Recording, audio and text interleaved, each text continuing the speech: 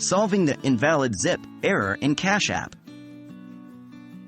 Hello, everyone. Today, we'll be discussing a common issue that some Cash App users face, the invalid zip error. This error message often shows up when trying to add or update a card on the app. But don't worry, we're going to help you understand why this happens and how you can fix it.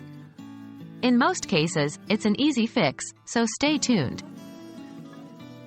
What is the invalid zip error?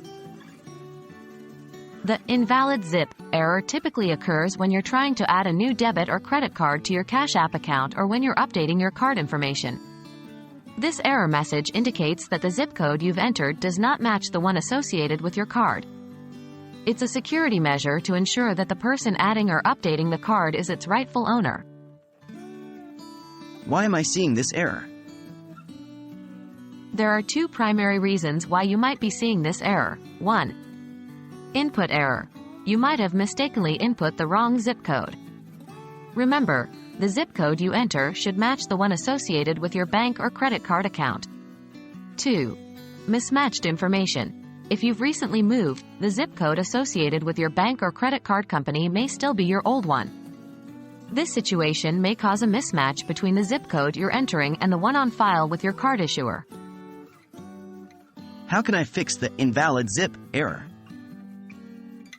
Here's how you can go about fixing the invalid zip error. 1. Double-check your input. Make sure you've entered the correct zip code.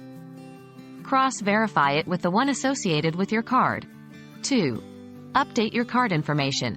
If you've recently moved, make sure your card issuer has your updated address and zip code on file. If not, update this information before trying again on Cash App. 3. Contact support. If you're still experiencing the issue after trying these steps, your best option is to contact Cash App support for assistance.